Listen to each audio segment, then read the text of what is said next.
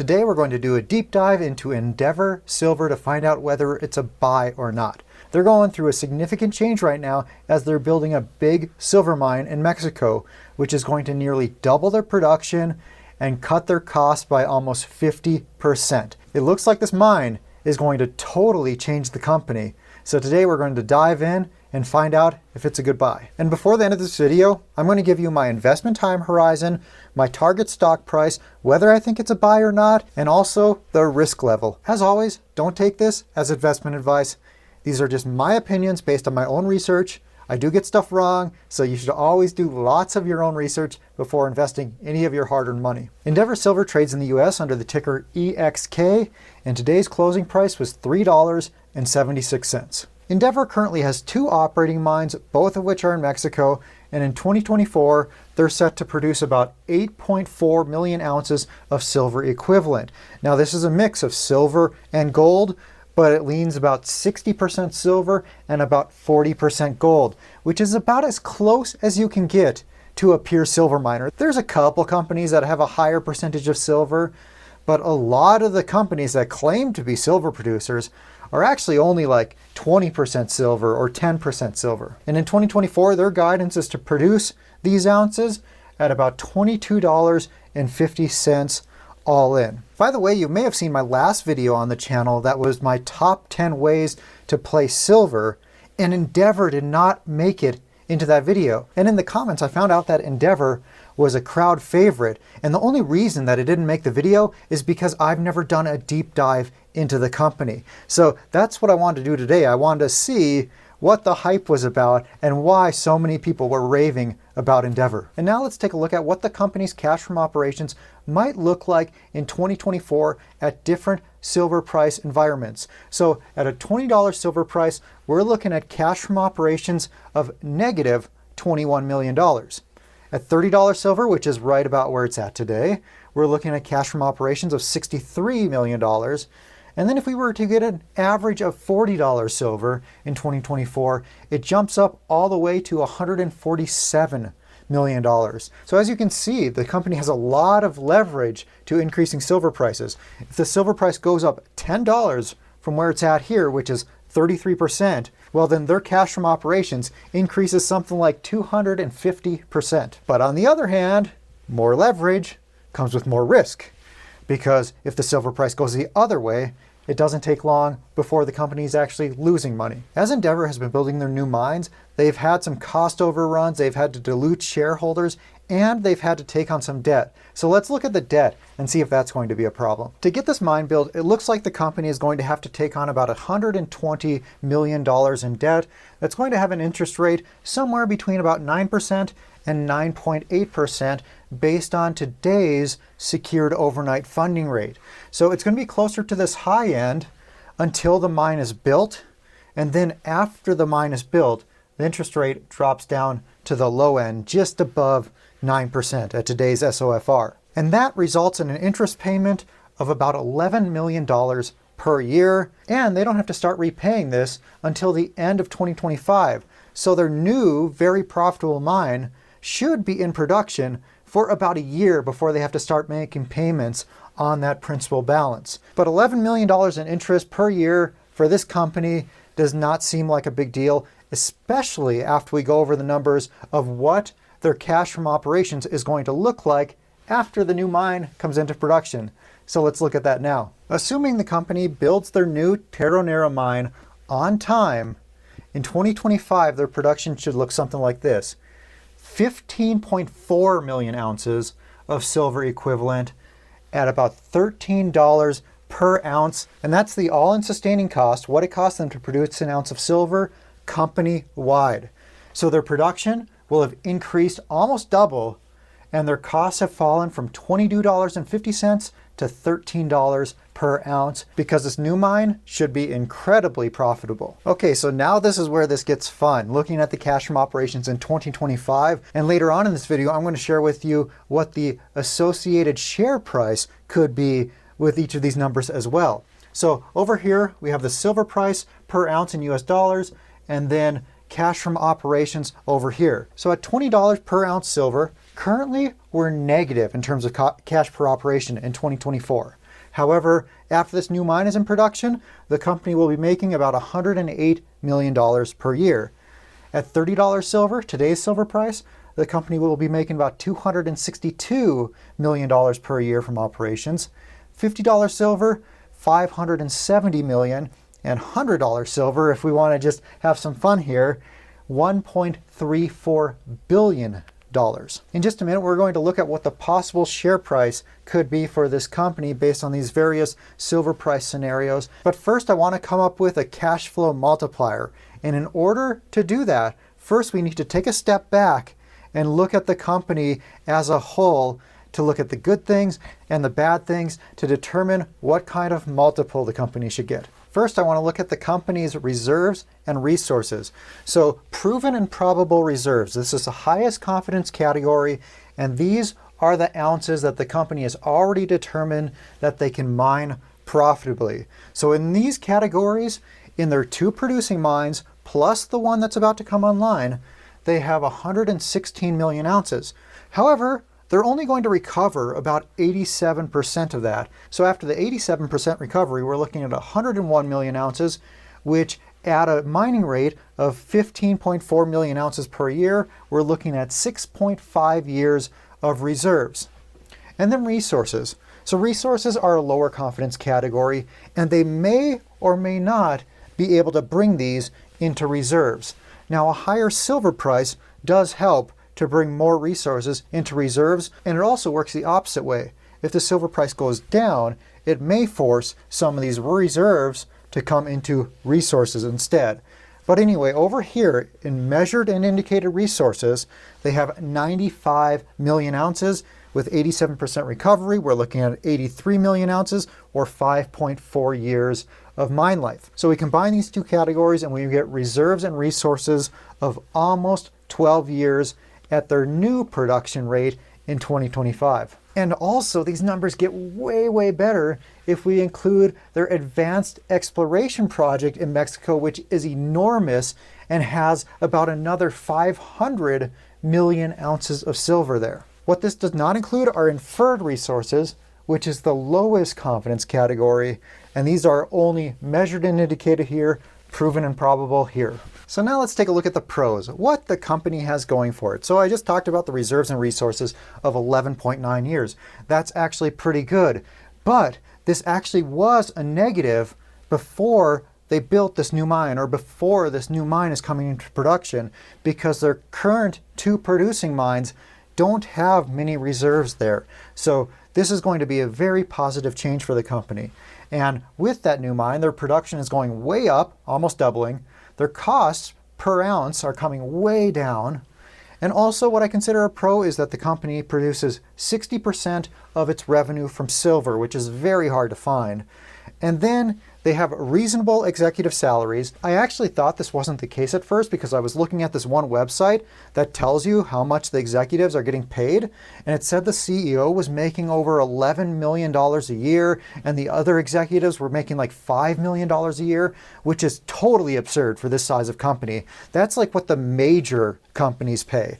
That's what like Barrick Gold pays or Newmont. So I had to dig in deeper to find out if that was real, but it is not. And the actual executive salaries are much more reasonable, with the CEO making a little over $1 million, and then the CFO and the other executives coming down from there somewhere in the $500,000 to $1 million range. And considering that this company has a market cap of $900 million US, those are actually very reasonable salaries. And then related to reasonable salaries, you also have a reasonable G&A expense. So what this means is that when the company makes money from their mines, the shareholders make money too. Because there's a lot of companies out there that have ridiculous general and administrative expenses. So when their mines make any money, it's all going to pay executive salaries and G&A, and then the shareholders aren't left with anything. So this is really important to me. And then you also have their Pizzeria project. So this is a silver, lead, zinc deposit in Mexico, and just the silver from this is almost 500 million ounces. And if you put this into silver equivalent, using the silver, lead, and zinc, you're looking at almost 700 million ounces. This is one of the world's biggest undeveloped silver deposits, and it's in the hands of Endeavour. Now, it looks like this could have a massive capex, but it is good to know that they have this giant project in the pipeline for the future of this company. And now let's take a look at some of the bad things about this company. So we've had significant capex hikes as they've been building their Terronera mine. So that has resulted in a lot of equity dilution. Each quarter we keep seeing how many new shares they've issued using their at-the-market equity program. And in quarter one, that was pretty ugly. So they're still diluting shareholders using that at-the-market program. And the company's history of cash flow per share, these numbers are truly awful. But that's kind of what comes with silver miners. Silver mining is a pretty bad business because in most years, with most companies, you're losing money. And then every now and then the silver price shoots way up and the companies make a lot of money. But looking back at the 20-year history of the company's cash flow per share, it does not look like a company you would want to own. And then you have the Mexico risk. Unfortunately, Mexico is where you find a lot of the world's good silver mines. And most silver companies you come across will be operating or exploring or developing in Mexico. And under the current presidency of AMLO, well, AMLO hates mining. And then the person who looks like is going to be the next president after the elections on June 2nd, Claudia Sheinbaum, well, she is perhaps even more anti-mining than AMLO is. She's likely going to win, and then she would be serving a 6-year term. Thankfully, Mexico has a good court system. And if you already have an agreement with the Mexico government and your mines are already approved like Endeavor's are, well then, they should be safe through the Mexico court system, regardless of what kind of stupid things that the president or the administration decides to do. And then another bad thing about the company is that their 2 operating mines have less than 3 years of reserves. Now the company would argue, hey, we've had less than 3 years of reserves during the entire mine life of those, and they've been operating for 20 years. Because these systems are vein systems and they're hard to drill, they're expensive to drill, so you kind of just keep following the vein, and we try to drill a little bit ahead to make sure we have a couple years of runway there. However, while that's true, in my experience, when you have systems like this, the costs tend to increase a lot as you go deeper and deeper. And with these 2 operating mines that they already have, they are very deep underground. So, will they continue to have 2 or 3 years of reserves 5 years from now? We can hope so. However, I don't think you should count on it. So based on all these pros and cons, I'm going to give this company a 7 times cash flow multiplier. Now, I consider this to be pretty good. And if this were a gold company, this cash flow multiplier would probably be a little bit lower. But it is so hard to find a pure silver producer that's actually a good company, that's not out to steal shareholders' money just to make the executives rich or things like that, and that have actually good prospects in the future. Overall, I really like this company, and if I were to make that video again of my top 10 silver plays, all you fans of Endeavour would be happy to know that yes, this would be in my top 10. For this investment, my time horizon is about 1.5 years. I would like to hold this until at least mid to the end of 2025 so their new mine can be in full production and investors are seeing each quarter that the company is paying down a lot of debt, that the company is making a lot of money. And I think as investors see that each quarter, well, the price will go up and up and up accordingly. And then for the risk level, 1 being the least risky, 10 being the most risky, I'm going to put this at an 8. I like the fact that they already have 2 operating mines and they're going to have a 3rd operating mine. However, they're in the mining business, and the lowest rating or the safest rating I will give a producing company is a 5, because mining is risky in general. And then in the silver business, well, it's even more risky because silver is incredibly volatile and the silver stocks are absurdly volatile. So if you're going to buy a silver stock, you better have a strong stomach for volatility. Okay, now we're going to look at what the potential share price could be at various silver price scenarios. So this is going to be our cash from operations in 2025 after that new mine is in full production. So we have $20 silver, $30 silver, $50 and $100 silver, and then the corresponding cash from operations based on what we think the all-in sustaining costs are going to be, as well as how many ounces they're going to produce there. And then over here, we have our share price formula. Now I know this looks like a lot, but I'll walk you through it so you can do this on your own. It's actually pretty easy. So to get this number, you're going to take the cash from operations, which is $108 million, and then you're going to subtract general and administrative expenses as well as other operating expenses, and you can get this number on the income statement. Currently, it's about $13 million. However, considering they're adding another mine, I think it's safe to assume that this will bump up a couple more million. So I'm putting this at $15 million per year. And then we subtract the debt service cost, which I'm estimating at about $10.9 million per year. And of course, all these numbers will change over time. So as they pay down the debt service costs will lower. And then you take this number, cash from operations minus G&A minus debt service, and multiply that number times our cash flow multiplier, which I set at 7.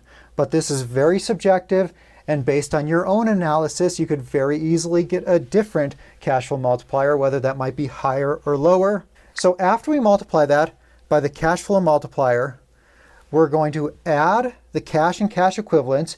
You could use the current number. However, I think their cash and cash equivalents is going to change a lot because they're spending a bunch of money to build this mine. So I'm just going to put this at $10 million. And then we subtract the debt, which I think will be about $120 million. And then after we have that number, we divide it by the shares outstanding, which is 240.3 million shares. At $20 silver, this calculation comes out to $1.93 per share. I'm going to skip $30 silver just for a moment and come back to it because that's going to be our target price since that's today's silver price. But at $50 silver, using cash from operations of $570 million per year, we're looking at a share price of about $15.39. And at $100 per ounce silver, or $1.34 billion in cash from operations, we're looking at almost exactly a 10-bagger from today's share price of $3.76, because we're looking at a fair market value of $37.82 per share. But keep in mind that if we quickly go to somewhere near $100 silver, all of this probably goes out the window. It doesn't go out of the window for me because this is always really important to me. However, fear of missing out is going to kick in, and you're going to have people paying wild numbers for shares of silver stocks. So if we go to $100 per ounce silver pretty quickly, assuming we don't have a bunch of inflation along the way, I think this is actually probably a pretty conservative number. So based on the potential share price I got at $30 silver, between a sell, hold, buy, or strong buy, I'm going to give this stock a buy. It still has risk here because they still have to finish building the mine, and hopefully it's on time, and hopefully they don't have any more cost overruns. And if everything goes right from here on out, and they finish this on time, and then they ramp up production in 3 to 6 months like they say they think they're going to be able to do, well then we're looking at a target price at $30 silver of $6.41 per share, which in a year and a half, I think that's a pretty darn good return. Now my time horizon might be longer than a year and a half if I'm waiting for the silver price to run, because that's also a very realistic way to play this as well, because the silver price can do nothing for a long time and then go insane in a very short period of time. So that might be something to consider. If you like my work and would like to check out my newsletter, you can click on this link right here. And next you can watch this video. It's 10 of my top silver plays for 2024. So click on that and I'll see you over there.